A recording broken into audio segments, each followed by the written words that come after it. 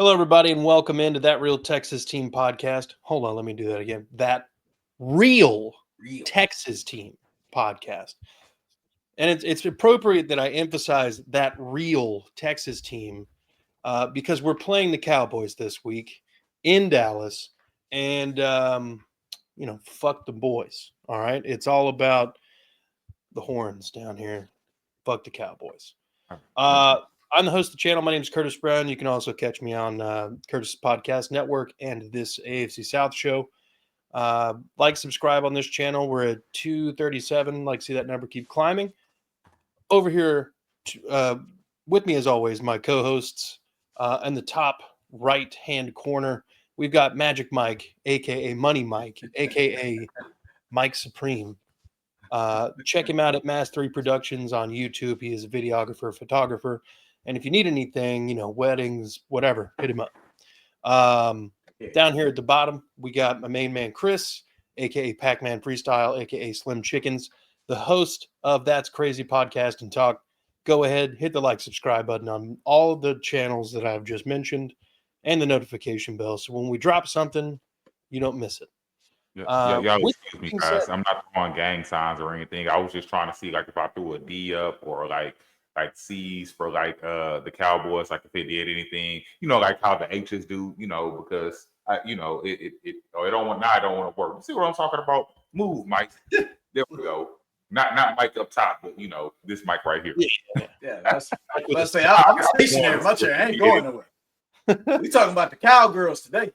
That's right. Yeah. Fuck the Cowgirls. So look, let's talk a little bit of injuries before we get into this. Laster left the game last week with a concussion. Fotokasi left the game with an ankle injury, if I'm not mistaken. Will Anderson Jr. coming back this week would be huge. Nico Collins will be back. Damian Pierce, we don't know.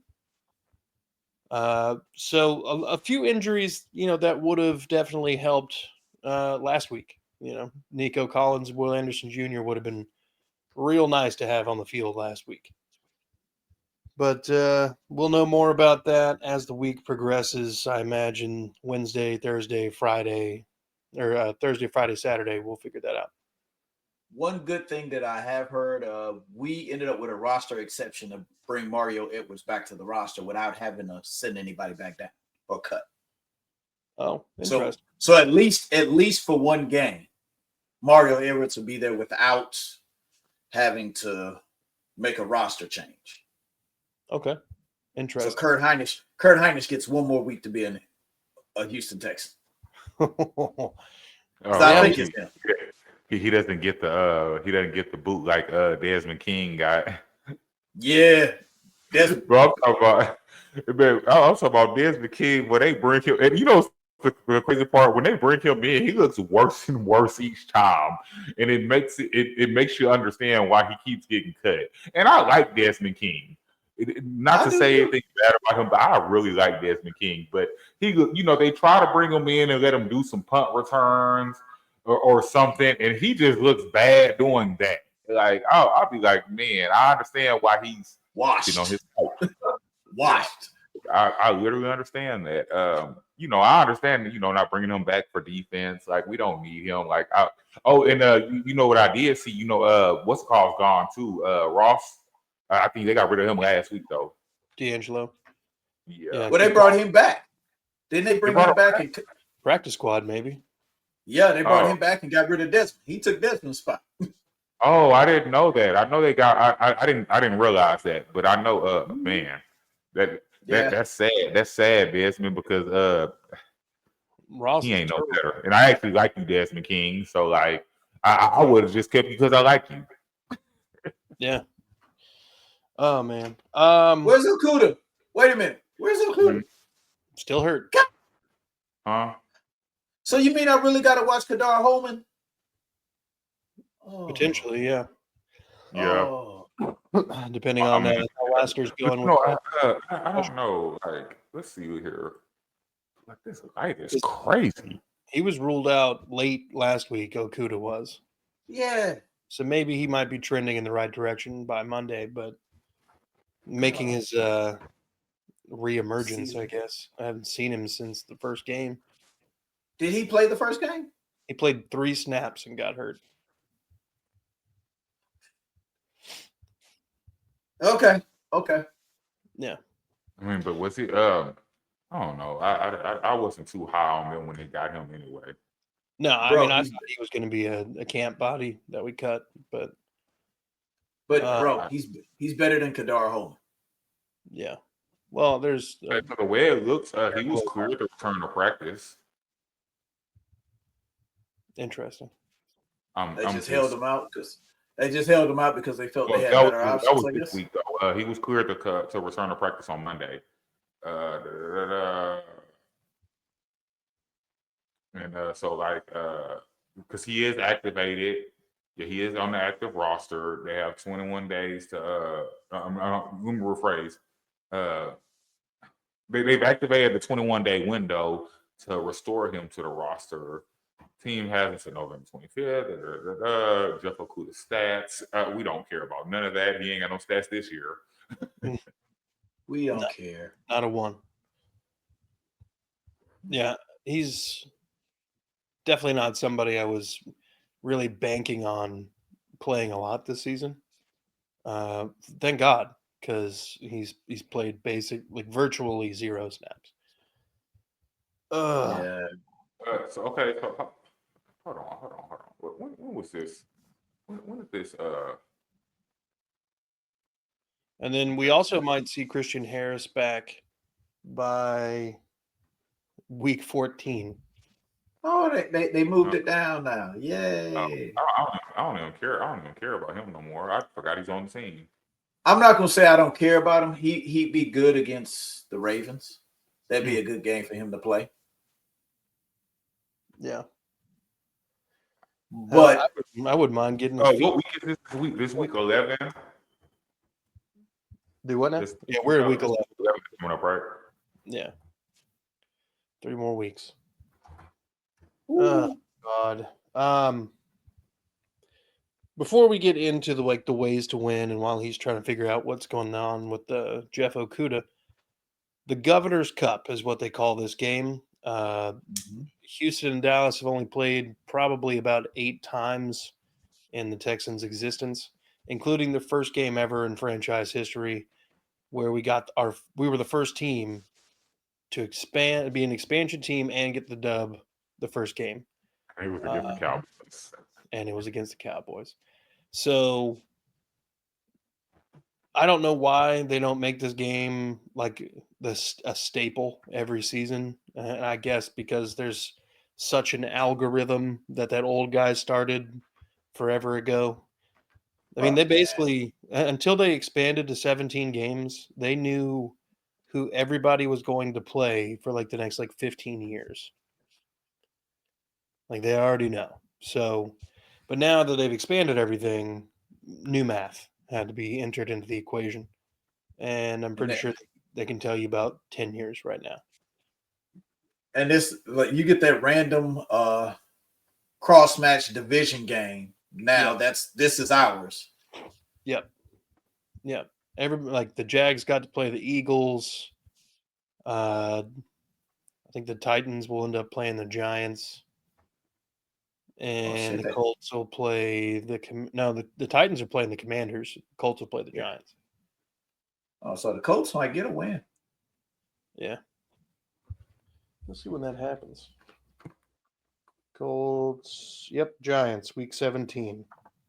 Oh, yeah.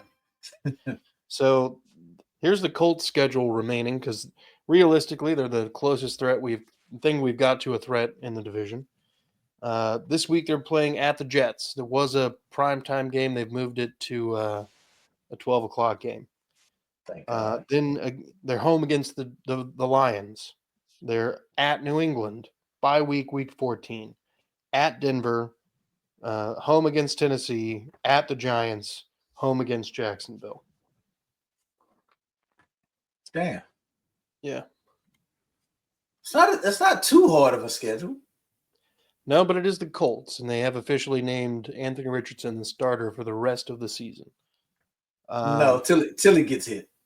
Well, fair enough, until he gets hurt. The Titans' remaining schedule, they're playing the Vikings this week. Next week, it's at Houston, L at Washington, L home against Jacksonville, home L against Cincinnati, L. at Indianapolis, at Jacksonville, home against Houston. So they probably don't win any more games this year. Yeah, probably not. We talking about Tennessee? Yeah. Oh yeah. The Jags schedule, you got at Detroit, bye week 12. Week 13, home against Houston. Week Better be 14, an L. at Tennessee. 15, Should home win. against the Jets. 16, at Las Vegas. 17, home against the Titans. 18, at Indianapolis. They actually have a chance to finish the year pretty well. They could, but there's a good prevailing theory that Trevor Lawrence will be officially put on IR pretty soon, and Mac Jones will be starting the rest of the way. I'm calling it now. Watch Matt Jones play better than Trevor has all year long. I doubt that'll happen highly, based on how they played last week. The only touchdown they scored in a 12-7 game that they lost was a tush push touchdown at the goal line. Yeah. No. This is not a very healthy team. Have you guys even heard about what Doug Peterson's doing in interviews, press conferences now? No. I don't understand why he's not fired yet. Like, He's oh my literally god. doing the biggest dick. So 2 minutes are left to go in the game last week. Jags are down 12-7. Mac Jones, first play of the drive, just hums it into the end zone. Hit the closest guy in a Jaguars uniform is like 10 yards away. Pretty much seals the game when Cam Bynum intercepts it. In the post-game press conference, somebody's like, Coach, can you explain to us what was going on when Mac Jones threw that deep ball into the end zone that Cam Bynum intercepted? He responds with, "Yeah, I could explain it to you, but I don't think you'd understand." Oh, he's fired. Yeah, he knows he's fired. He's gone. He knows. But Jacksonville doesn't fire people mid-season unless you're kicking the kicker, So Yeah, because I was about to say, because it's like when you're at a job and they tell you to train your replacement. Yeah. Nah. He'll figure it out. Yeah.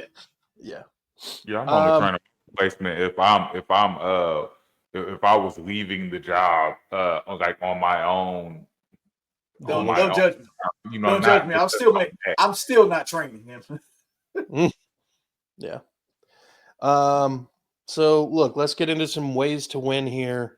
There's some question marks surrounding this Dallas Cowboys team as to who they're going to trot out at quarterback, Trey Lance or Cooper Rush. We saw a little bit of both of them last week in a 34-6 loss to the Eagles.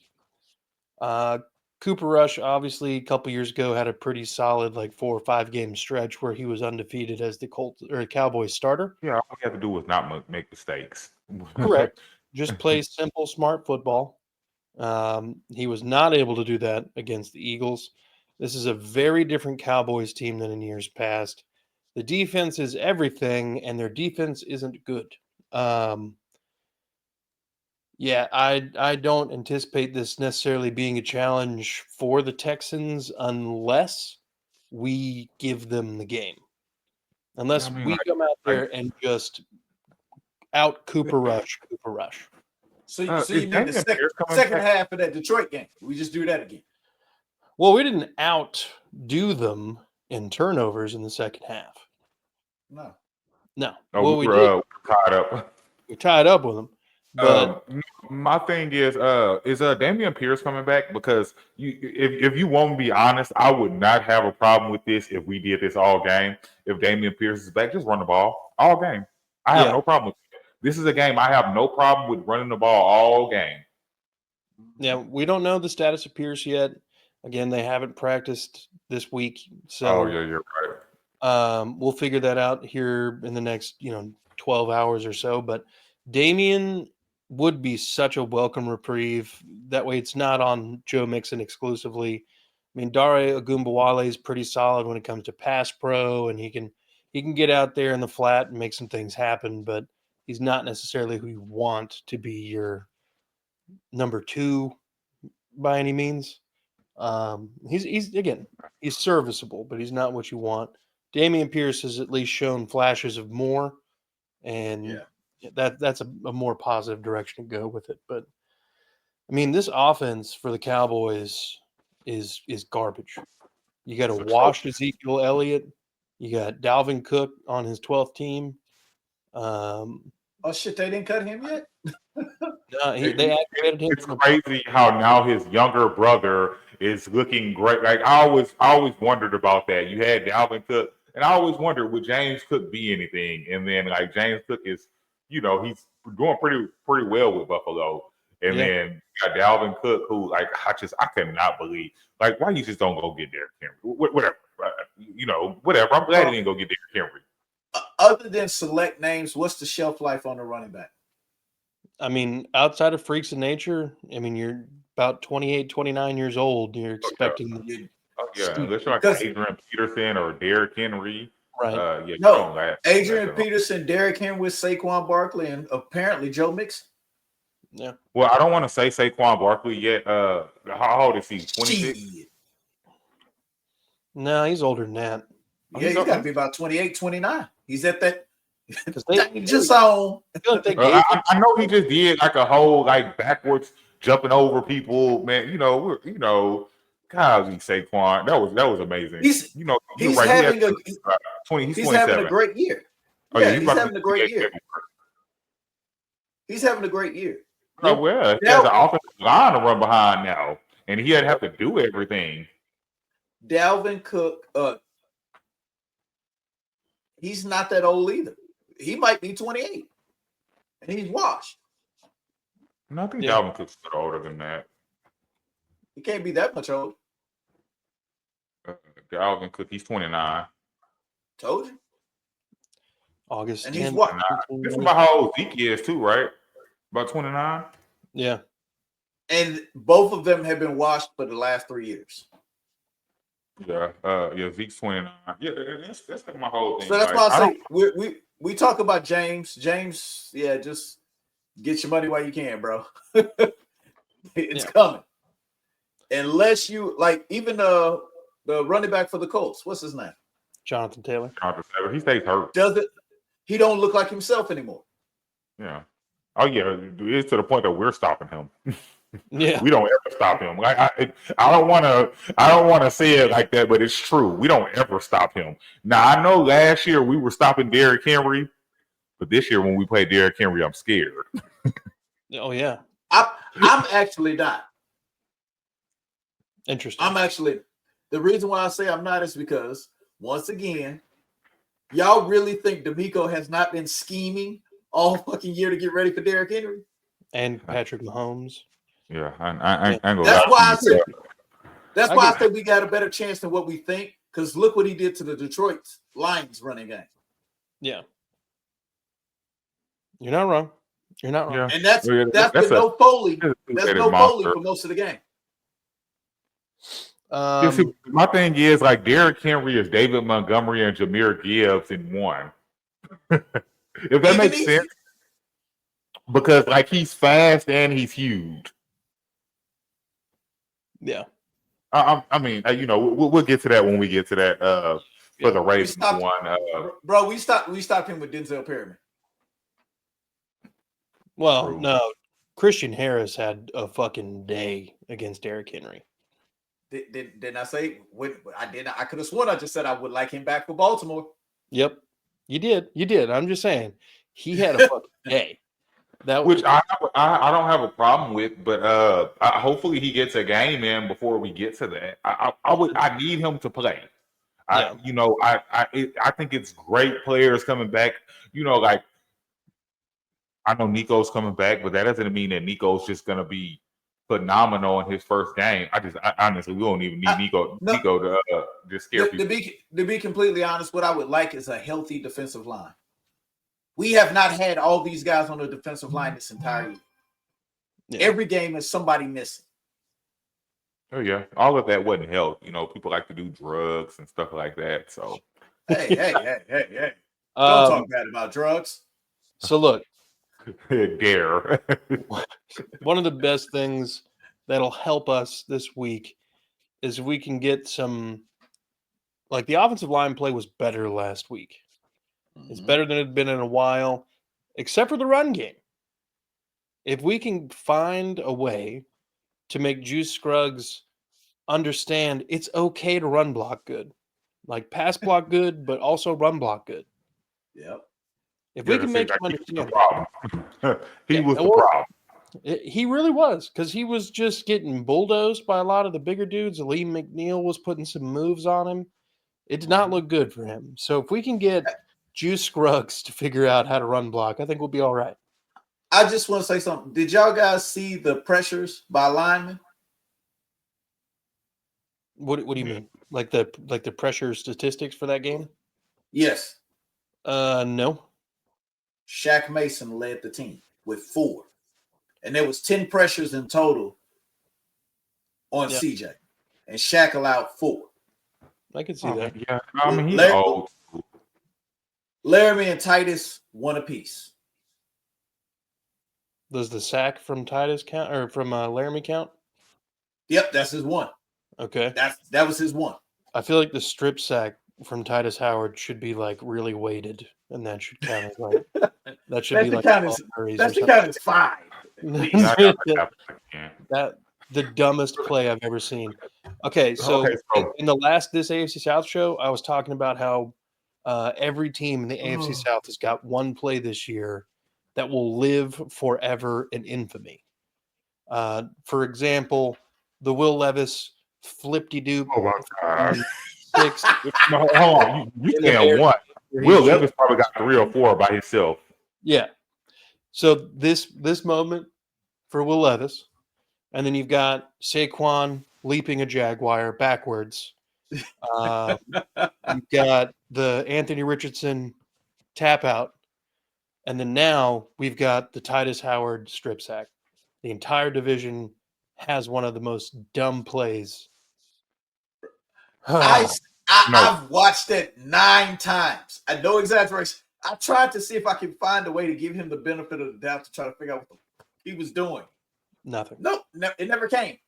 No, not a damn. Like, okay, because anybody knows anything about football. Let's say CJ would have accidentally lost the ball and Titus would have got it, right? When he's trying to strip it. You do know Titus can't advance. He can't advance the ball. He can't advance it. If he happens to get the fumble, he has to stop where he gets the fumble. Yeah. Crazy rule. So what the hell are you doing, Titus? Just let CJ fall. The sacks happen. It's happening. Yeah, I agree. Just like I say, it ended up losing more yards. Let CJ fall, because that's what CJ gonna do anyway. CJ don't try to get hurt. CJ just falls to the ground. You ain't about to hit me hard. That is not happening. Yeah.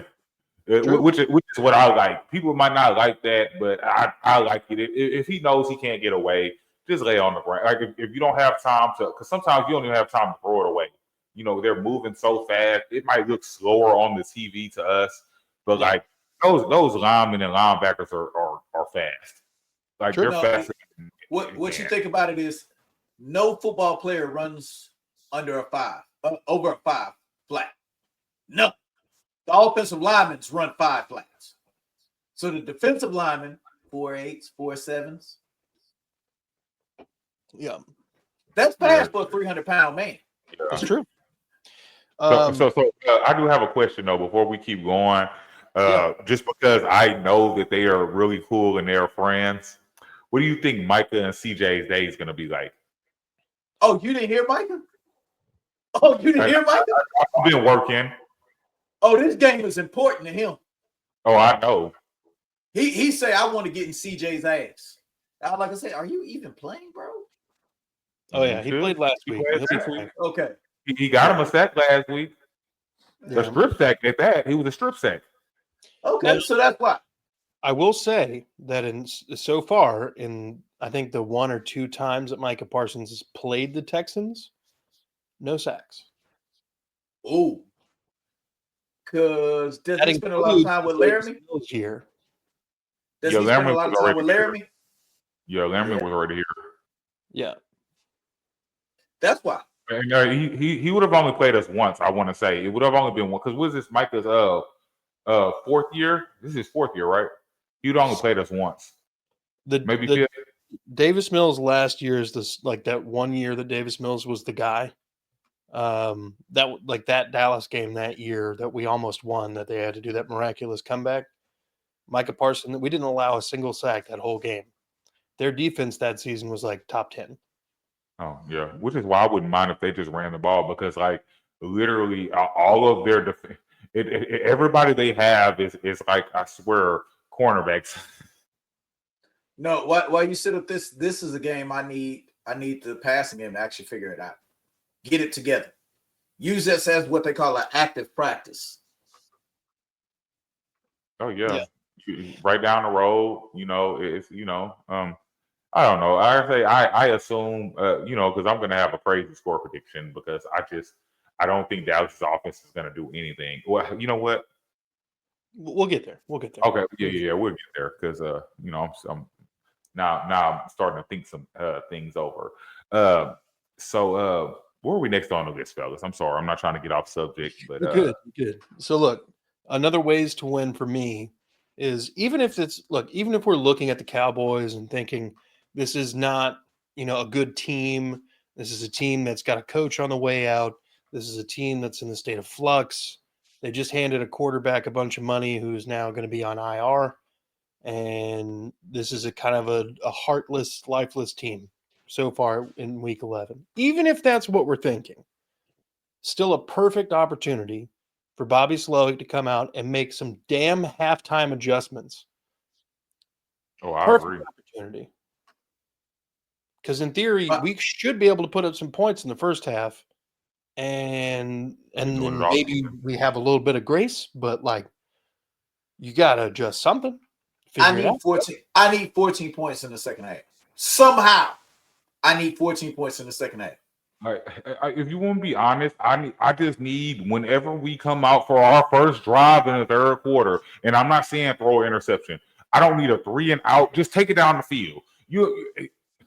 I don't care if Miami misses the field goal if we get down there. I just want you to take it down the field. Hey, no, fuck that. I want a touchdown. I mean, I do too, but I want a touchdown. We haven't scored a second half touchdown. I just want to have something to get excited for. Like after halftime. No.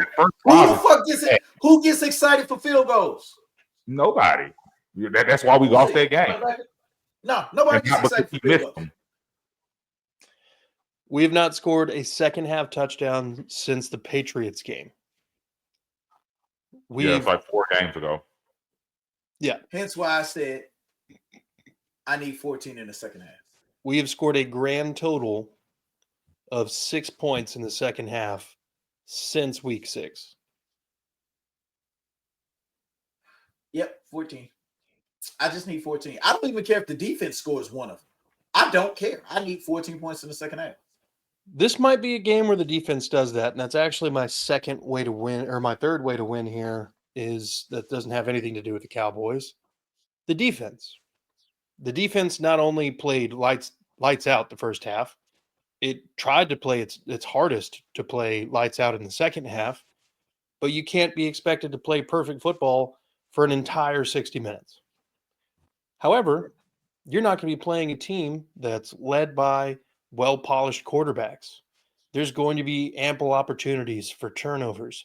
The running backs, as we talked about earlier, older, longer in the tooth, not as much get up and go as they used to have. Not as much, oh, you're in my way, I'm going to go through you like they used to have.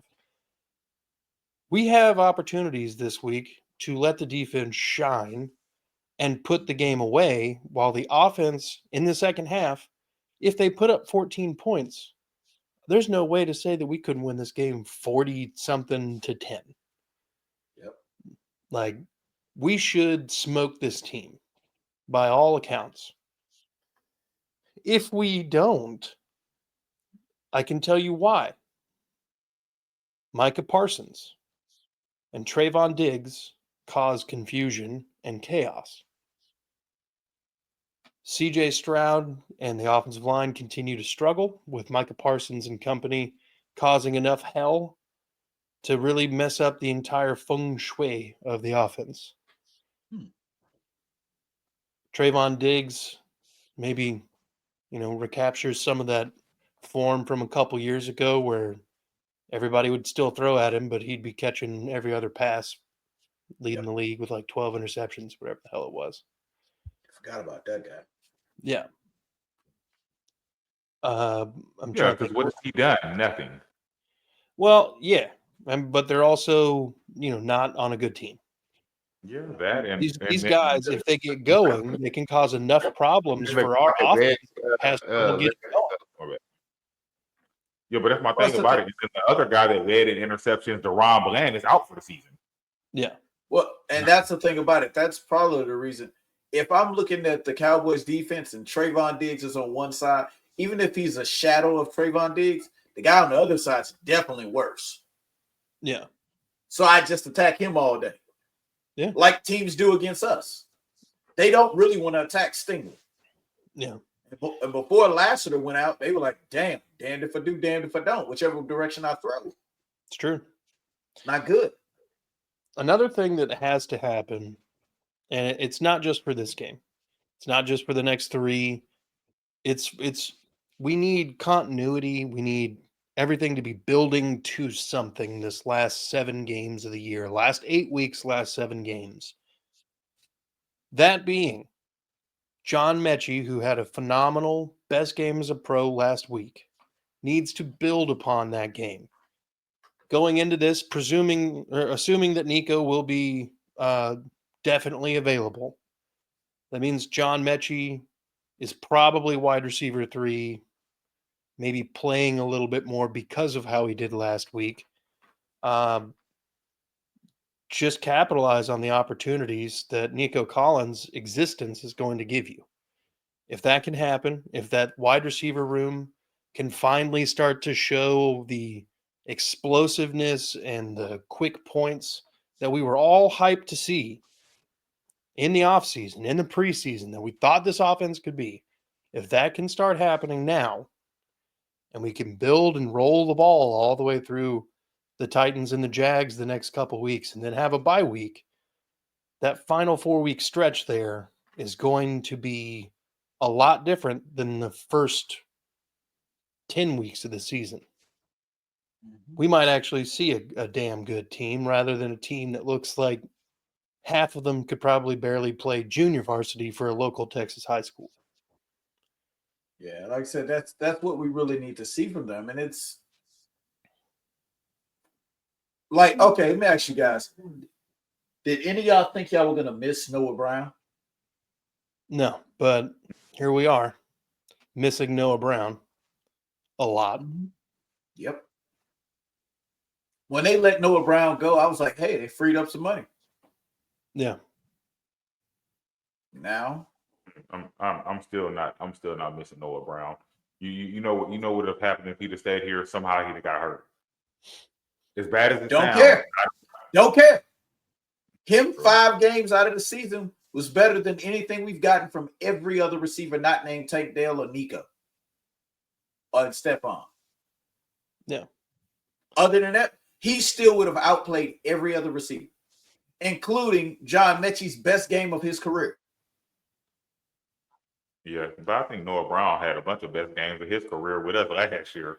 Because that's my point exactly. His stats are not great in the past, especially with Dallas. His stats are not great. He was predominantly a special teams guy until injuries made him have to play on offense a couple years ago for Dallas. Yeah. And he bet on himself to go to Houston and say that I don't have to play special teams anymore. Yeah, and he proved that to us. Yeah. Okay, so I will tell you guys this. This is the only game where I would accept one of those reverses that I don't like. I don't like them. This is the only game I accept it because I think it'll work against the Cowboys. As bad as it sounds, I thought it would have worked against a 12-5 Cowboys team that we've been seeing because they have been. it's not like they just started not being able to stop the run. They haven't been able to stop the run in years. I'll agree with you if it's someone other than Tank Dell. I'm not going to risk Tank getting hurt. I'm not going to risk him getting hurt running that shit. Yeah, I wouldn't. Xavier Hutchinson. Hutch, yeah.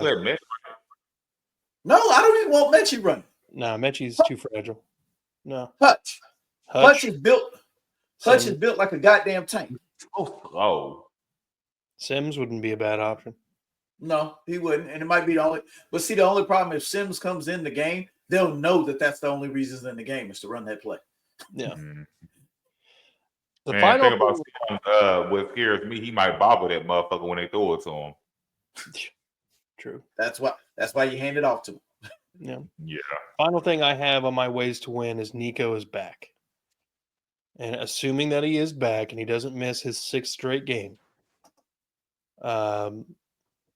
this offense has a lot more oomph behind it.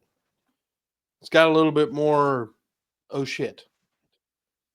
We gotta figure out how to stop this guy. Other than just Joe Mixon.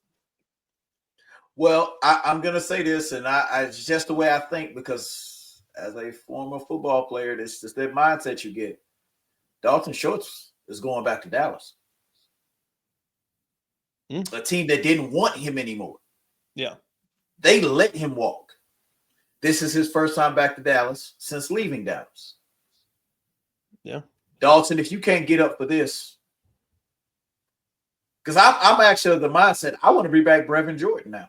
I want him back. Oh man, we've been missing Brevin Jordan all year. I don't care. I was so hurt whenever I found out he got hurt. Oh my god. We've been missing tight end play all year long. Honestly, we've just been missing any of last year's magic. Like there were so many times every game where CJ would, the play would break down and CJ would find somebody behind the defense and we'd end up putting hella points up. Made Slowick look good, made the offense look good. They did a side-by-side stat comparison of this point last year with CJ and this point this year.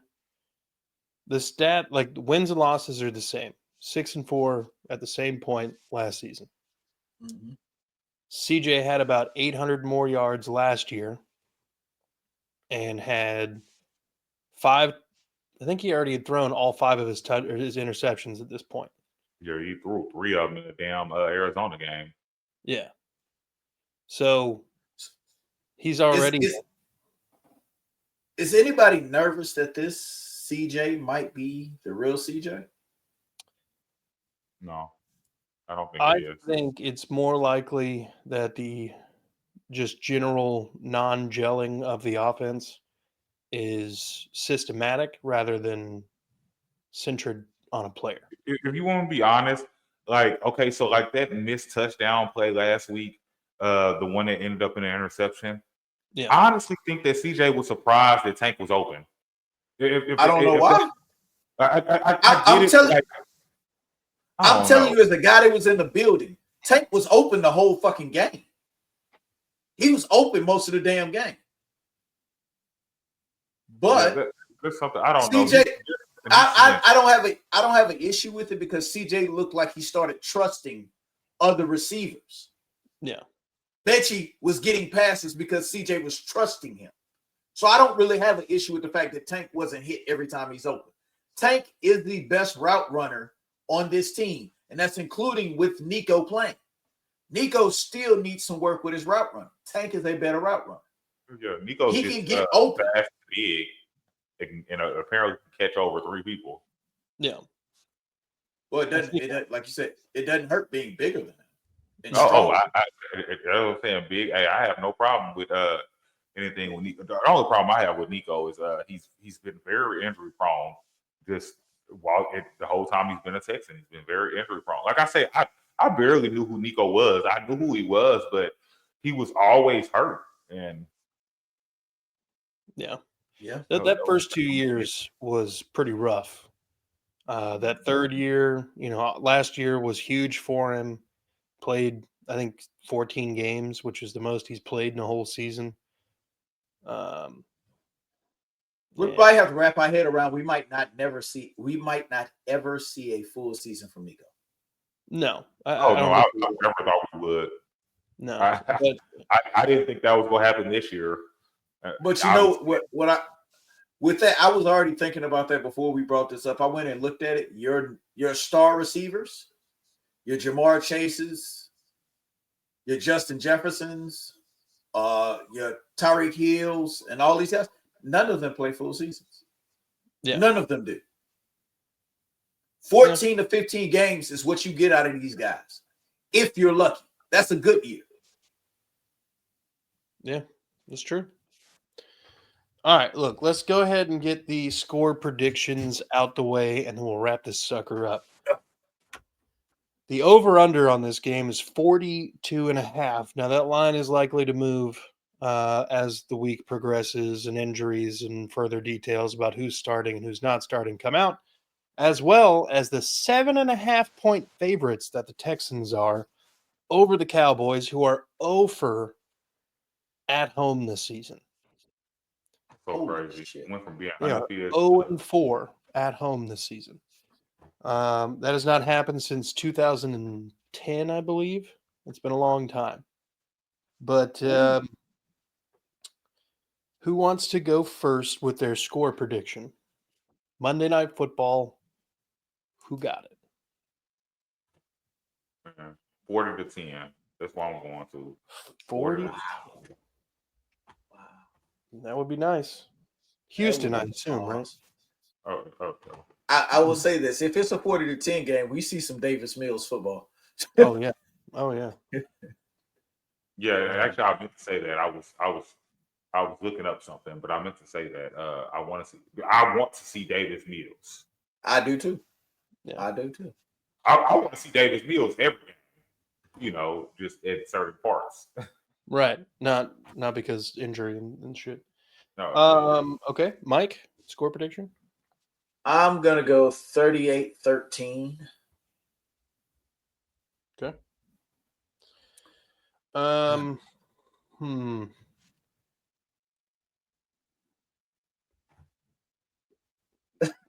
You see? I'm gonna go. This is gonna hurt a lot for Cowboys fans. 47-7.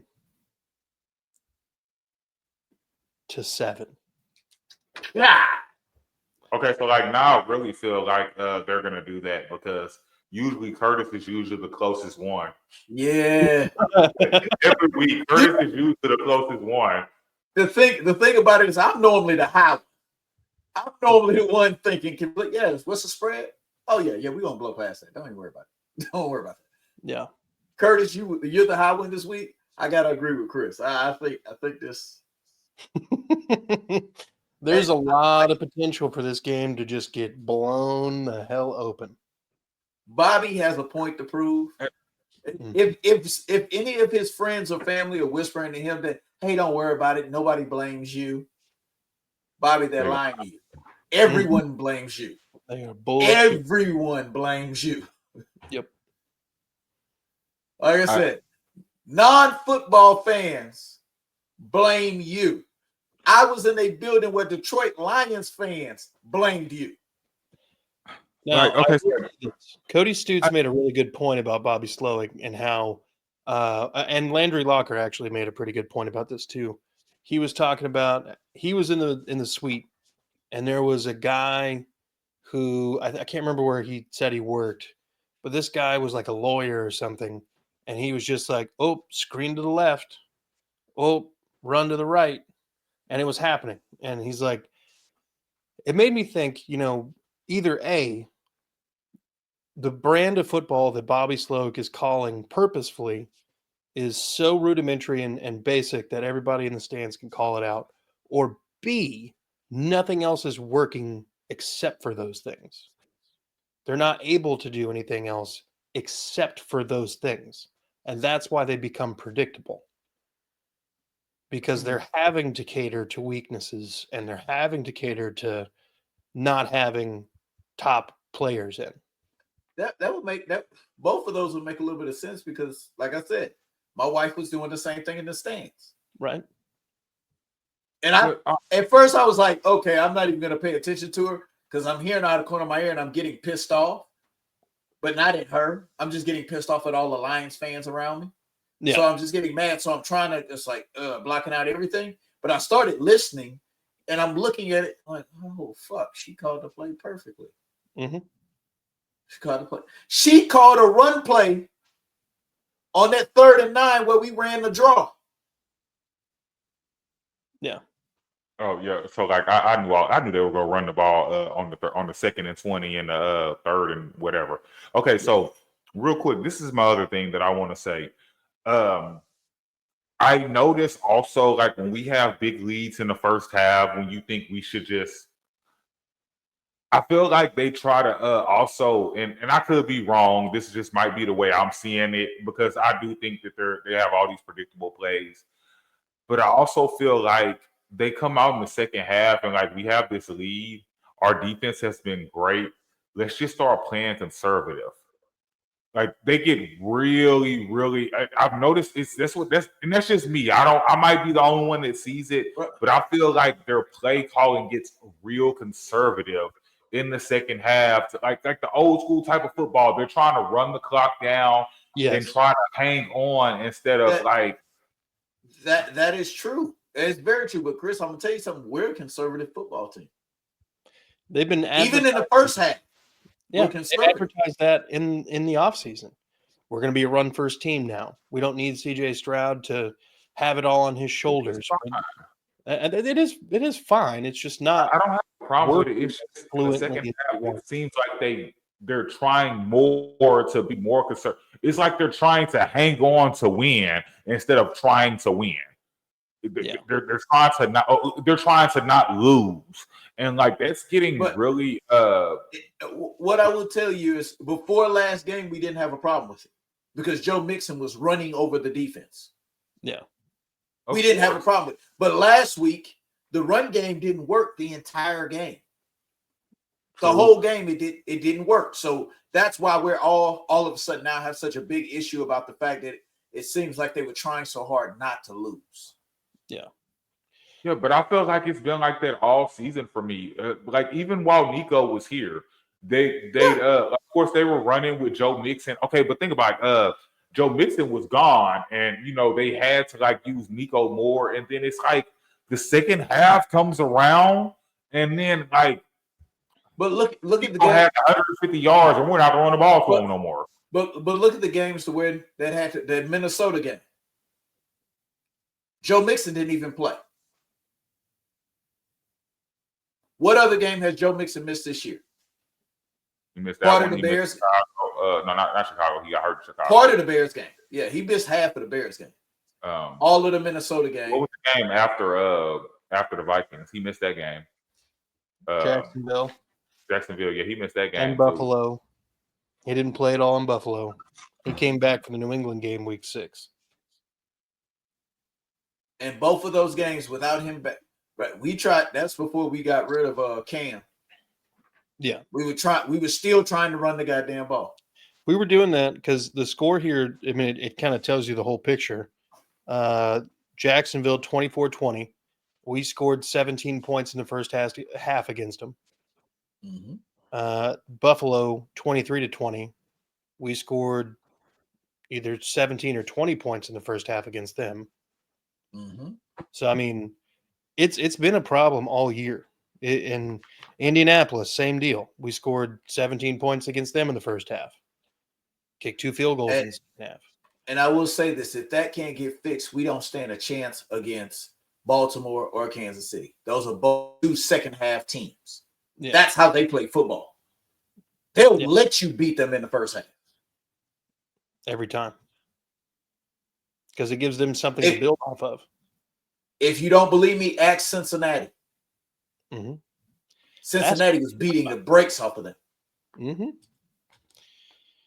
All right. Well, look. I think this is a good spot to go and wrap it up, gentlemen. So, look. Go ahead, head over to That's Crazy Podcast and talk. Support our main man, Chris. Like and subscribe, notification bell, And that's That Crazy Podcast and Talk on all of the social medias. At Mass 3 Productions on all of the social medias for Mike. Yes, sir. Like, subscribe, notification bell over there. Do the same thing while you're at it, clicking buttons. Like, subscribe, notification bell for this channel. We're trying to grow, trying to get in front of more Texans. So hit the thumbs up, and maybe we can be put in front of more Texans fans like yourselves. Without any further ado, there's one other thing I got to say just real quick before we get out of here. hit me. Texans fans, share this podcast, this one right here. Share it with a Cowboys fan. Let them come join the bandwagon. Because I know goddamn well they want to get out of that Dallas. It's true. So share it. It's true. And as always, folks, be good people, go Texans, but for the first time, fuck the Cowboys.